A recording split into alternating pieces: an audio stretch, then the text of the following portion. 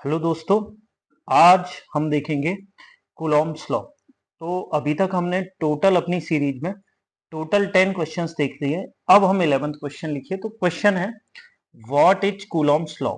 ये 2 marker question है। अगर आ भी जाए 2 मार्कर में 3 मार्कर में तो आपको केवल 2 लाइनें लिखनी है। और अगर ये 4 मार्कर में आता है तो फिर हम क्या करेंगे, तो फिर लिखेंगे व्हाट इज कूलॉम्स लॉ। और ये डिटेल में आएगा। ये इसका right it's mathematical expression. Maths लिख दिया है इसको, मैथमेटिकल को मैथ्स एक्सप्रेशन। इसका मैथ्स एक्सप्रेशन आपको लिखना है, ये बोला गया है। तो सबसे पहले आपने जो ग्रेविटी में लॉ देखा था, सबसे पहले ग्रेविटी में जो लॉ देखा था वो यहाँ पे वैसा का वैसा कॉपी है। अकॉर्डिंग टू कूलॉम्स लॉ, सबसे पहली बात आप ये याद रखेंगे कि ये एनसीईआरटी में ओटी के लिए दे रखा है। तो जो कूलॉम थे ये फ्रेंच थे, ये अपने को याद रखना है। The force between two charges is directly proportional to the multiplication of the charges. सबसे पहले जैसे मान के चलिए कि पहला चार्ज Q1 ये दे रखा है और Q2 ये दे रखा है, और इनके बीच का जो डिस्टेंस दे रखा है, R। ये जो आपको बीच में दिख रहा है ये डिस्टेंस दे रखा है R। अब हम अगर ये पहली लाइन क्या कहती है, मल्टीप्लीकेशन ऑफ चार्जेस, मतलब Q1 इंटू Q2 जो है, Q1 इंटू Q2 इसके प्रोपोर्शनल होगा फोर्स। सबसे पहली बात तो ये पहली बात। And inversely proportional to the square of the distance between charges. तो सबसे पहले डिस्टेंस बिटवीन चार्जेस क्या है, R है। अब क्या दे रखा है, R। ये R इनके बीच की डिस्टेंस है। तो डिस्टेंस बिटवीन चार्जेस, उसका square of distance between charges, तो इसका क्या लेंगे, स्क्वायर लेंगे। तो इसका स्क्वायर ले लिया और उसके इनवर्सली प्रोपोर्शनल है तो F is proportional to 1/r² लिख दिया। ये दो स्टेटमेंट आपके कूलॉम से निकल के आते हैं और ये बात अपने को याद रखनी है। पहला स्टेटमेंट क्या निकल के आता है, Q1 इंटू Q2 के प्रोपोर्शनल है। दूसरा स्टेटमेंट क्या निकल के आता है, F is proportional to 1/r²। By chance यदि आपको ऐसे स्टेटमेंट याद नहीं आते तो according to Coulomb's law the force between two charges, ये F proportional to Q1 Q2 where Q1 Q2 charges, ऐसे भी लिख देंगे तो भी कोई दिक्कत नहीं। अगर आप इस तरीके से लिखेंगे तो थोड़ा सा ये नोबेल लगता है देखने में कि आपने जैसे स्टेटमेंट था वैसा स्टेटमेंट अच्छे से लिखा, उसके बाद उसके मैथमेटिकल एक्सप्रेशन पे आए। डायरेक्ट आएंगे तो थोड़ा सा कॉपी चेक करने वाले को कहीं गलती मिलेगी तो वो इग्नोर नहीं करता फिर। Let two charges Q1 Q2। अब हमने क्या किया कि इसको मैथमेटिकल एक्सप्रेशन देने जा रहे हैं। अभी जो बात बोली तो सबसे पहले तो क्या है, कूलॉम्स लॉ में दो लाइनें हैं। पहली लाइन क्या है, F proportional to Q1 Q2, multiplication of charges के डायरेक्टली प्रोपोर्शनल। उसके बाद उनके बीच की डिस्टेंस के इनवर्सली प्रोपोर्शनल होता है। ये दो बातें अपने को याद रखनी है, चाहे कुछ हो जाए ये बिल्कुल क्लियर। हमने लेट कर लिया, क्या लेट कर लिया, टू चार्जेस Q1 Q2, ये Q1 Q2 are at a distance of small r, ये दोनों small r from each other. Then according to Coulomb's law के हिसाब से क्या होगा, F is proportional to Q1 Q2, F is proportional to 1/r² दोनों। अब जैसे आपने पहले किया हुआ है सबको मिला के लिख लेते हैं। तो कंबाइनिंग अबव टू इक्वेशन, इन दोनों को मिला के लिखेंगे तो F is proportional to Q1 Q2 ऊपर आ गया तो ये आ जाएगा ऊपर, और R² कहाँ आ गया, नीचे आ गया तो ये आ जाएगा नीचे। ये अपने को याद रखना है, ये R² आपका कहाँ आ गया, नीचे आ गया। अब यहाँ K क्या है, K कांस्टेंट। जैसे ही प्रोपोर्शनैलिटी हटाते हैं आपको पता है कि कांस्टेंट आता है, तो ये कांस्टेंट आ गया। तो where K is proportionality constant it have different values for different mediums and system of units। अब ये लिखा हुआ ना डिफरेंट मीडियम और डिफरेंट वैल्यूज, अलग डिफरेंट मीडियम के लिए डिफरेंट वैल्यूज होंगी और सिस्टम ऑफ यूनिट्स के लिए। अब अपन थोड़ा सा 11th को याद करते हैं। जिन लोगों ने 11th ढंग से पढ़ी भी नहीं होगी उन्हें भी ये बात मालूम होगी। सबसे पहले कैपिटल G आपने लिखा होगा ग्रेविटेशनल कांस्टेंट, इसके सामने लिखा होता था यूनिवर्सल कांस्टेंट। इसके सामने क्या लिखा होता था, यूनिवर्सल कांस्टेंट। यूनिवर्सल का मतलब चाहे आप इसका मीडियम चेंज कर लो, चाहे आप इसकी यूनिट्स चेंज कर लो, पर कैपिटल जी की जो वैल्यू है वो बहुत ही बिल्कुल फिक्स है कि आपको इतना newton metre square kilogram square है। अगर यूनिट्स चेंज करेंगे तो उसी के हिसाब से बदलेगा। तो यूनिवर्सल मतलब मीडियम बदलने से कोई फर्क नहीं पड़ रहा, लेकिन यहां मीडियम बदलने से फर्क पड़ रहा है, ये अपने को याद रखना है। अगर मीडियम बदल रहा है और उससे फर्क पड़ रहा है तो फिर बहुत ये के की वैल्यू चेंज होगी। अभी हम देखेंगे कि के की वैल्यू किस किस तरीके से होगी। तो सबसे पहले कैपिटल जी जैसा यूनिवर्सल कांस्टेंट नहीं है, ये बात याद रखनी है, ये थोड़ा सा अलग कांस्टेंट है। दूसरी बात, अलग अलग मीडियम आएंगे तो इसकी वैल्यू अलग अलग होगी। सिस्टम ऑफ यूनिट, इसका मतलब एसआई यूनिट में इसकी वैल्यू अलग होगी और सीजीएस यूनिट में इसकी वैल्यू अलग होगी, ये अपने को याद रखना है। मेरे हिसाब से यहां से क्लियर है कि लॉ किस तरीके से लिखा जाना है।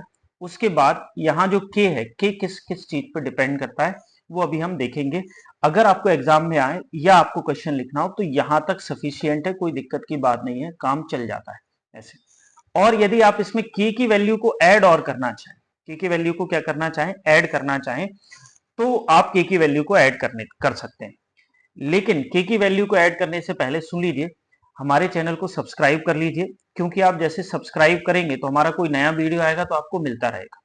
दूसरा, इसका नोटिफिकेशन स्टार्ट कर लीजिए, क्योंकि नया वीडियो आएगा तो आप जैसे ही आएगा वैसे ही आपको पता चल जाएगा कि क्या नया वीडियो आ गया है।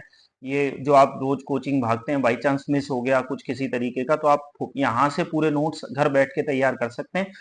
एक बार अगर आपने पूरे नोट्स कॉपी पे बना लिए, ये हमारी गारंटी है कि एमपी बोर्ड में ज्यादा दिक्कत तो नहीं आएगी। मतलब हमारा टारगेट तो ये है कि 70 आउट ऑफ 70। तीसरी चीज, आप सब्सक्राइब करेंगे, नोटिफिकेशन करेंगे, हो सके तो जिसको आपको लगता है शेयर करिए ज्यादा से ज्यादा शेयर। अगर ये 3 चैप्टर के वीडियोस अभी हम स्टार्टिंग में डाल रहे हैं, अगर 100 लाइक्स लगभग सभी वीडियोस पे आ जाएंगे तो मैं आपको टेलीग्राम चैनल ओपन कर दूंगा। एक टेलीग्राम चैनल है जिसमें हर चैप्टर में 100 ओटीज हैं। कितने ओटीज हैं?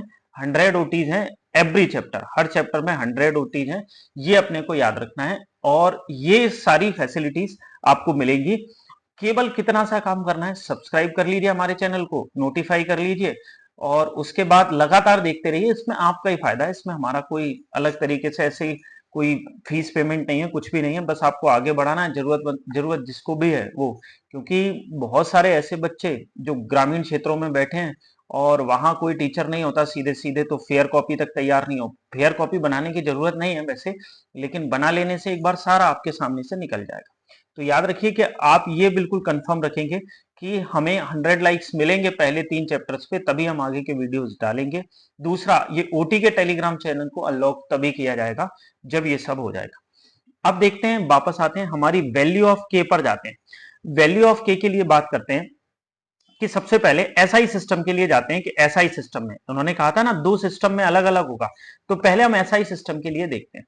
तो पहले के की वैल्यू, ये k is equal to 1/4 pi epsilon naught, ये के की वैल्यू है एसआई सिस्टम में। किसके लिए? एयर और वैक्यूम के लिए। क्या के लिए? एयर और वैक्यूम के लिए। अगर एयर और वैक्यूम भरा है और आप के को काय में मेजर कर रहे हैं, एसआई सिस्टम में मेजर कर रहे हैं, तो वैल्यू ये होगी। इसके लिए साइड में लिख लीजिए 1/4 पाई एप्सिलॉन 0 की वैल्यू 9 इंटू 10 की पावर 9। यूनिट्स आप मुझे कमेंट बॉक्स में बताएंगे कि इसकी यूनिट क्या होती है। दूसरी, कुछ लोगों का सवाल ये रहेगा कि सर आपने एप्सिलॉन 0 नहीं बताया, ये परमिटिविटी है। परमिटिविटी, परमिटिविटी का मतलब होता है कि आप किसी सिस्टम में चार्ज जनरेट कर रहे हो तो कितनी आसानी से जनरेट हो रहा है, चार्ज खत्म कर रहे हो तो कितनी आसानी से खत्म हो रहा है, ये उसकी परमिटिविटी कहलाती है। तो सबसे पहले एप्सिलॉन क्या होती है? परमिटिविटी। 0 लगाए मतलब ये किसके लिए? एयर और वैक्यूम के लिए परमिटिविटी है, ये वाली बात। अब देखना आप, हमने यहाँ के एफ की वैल्यू क्या लिखी थी पीछे, आप देखो एफ की वैल्यू के Q1 Q2 आर स्क्वायर लिखी थी, तो के की जगह हमने 1/4 pi epsilon naught Q1 Q2 r square रख लिया। ये अपने को याद रखना है, ये क्लियर सी बात है। अब क्या हुआ कि मान के चलो कि चार्ज है बीच में हमने कोई मीडियम भर दिया। मीडियम का dielectric constant, dielectric क्या होता है? उसके बीच में कोई ऐसा मटेरियल जो चार्ज वार्ज को जनरेट कर, चार्ज को एक तरीके से इंडक्ट कर पाए, इंड्यूस कर पाए, ये वाला। तो ऐसा कोई, तो उसकी एक अलग प्रॉपर्टी होती है, उसको कहते हैं डाई इलेक्ट्रिक कॉन्स्टेंट। स्मॉल के लगाएंगे इसमें, क्या लगाएंगे? स्मॉल के। स्मॉल के, ये डाई इलेक्ट्रिक कॉन्स्टेंट है। अगर ये भर दिया तो फिर के की वैल्यू कुछ अलग हो जाएगी, स्मॉल के का एप्सिलॉन नॉट में इनटू हो जाएगा, ये अपने को याद रखना है। तो फिर एफ की वैल्यू कुछ अलग हो जाएगी, ये बीच में गलत लिखा, ये एफ की वैल्यू के की जगह ये वैल्यू रख दीजिए, ये हिसाब किताब क्लियर हो जाएगा। और अगर आप बहुत ज्यादा याद नहीं रख पा रहे हैं तो इसको एक बार लिख लीजिए। आप जब इसे बार बार लिखेंगे कि कुछ नहीं है 1/4 पाई एप्सिलॉन 0 की वैल्यू है, उसी को बाद में के इनटू कर दिया। अब आते हैं सीजीएस सिस्टम पे। सीजीएस सिस्टम पे क्या बात करेंगे? सीजीएस सिस्टम के लिए सबसे पहले 1/4 पाई एप्सिलॉन 0 नहीं होता, के इज इक्वल टू 1 होता है। तो एफ की जगह, के की जगह हमने क्या रख दिया? एफ की वैल्यू क्या थी? एफ इज इक्वल टू के Q1 Q2 upon R square, ये वैल्यू थी। तो हमने K की जगह 1 रख दिया तो ये यहां से ये वैल्यू आपको मिल गई। अब अगर कोई डाइलेक्ट्रिक मीडियम कांस्टेंट, तो वहां K का इंटू कहां किया था, नीचे किया था, यहां भी नीचे कर दिया। तो डाइलेक्ट्रिक कांस्टेंट, एक्चुअली ये याद रखेंगे, ये स्मॉल k है, ये स्मॉल k अलग है, कैपिटल K अलग है। स्मॉल k क्या है, dielectric constant. Small k क्या है, डाई इलेक्ट्रिक कांस्टेंट है। ये अपने को याद रखना है, बिल्कुल क्लियर यहां से। मुझे लगता है कि ये यहां तक आपको कूलॉम्स लॉ के बारे में मोटा माटी जानकारी मिल गई है कि किस तरीके से कैसे काम चलेगा ये हिसाब किताब। नेक्स्ट लेक्चर में हम कूलॉम्स लॉ को कैसे लिखते हैं, किस तरीके से लिखते हैं, वो बात पता करेंगे। और सॉरी, वेक्टर फॉर्म में कैसे लिखते हैं। और दूसरी चीज ये पता करेंगे कि यूनिट जो आपका चार्ज होता है उसको कैसे डिफाइन किया जाता है यहाँ से। तो तब तक के नेक्स्ट लेक्चर तक के लिए अलविदा।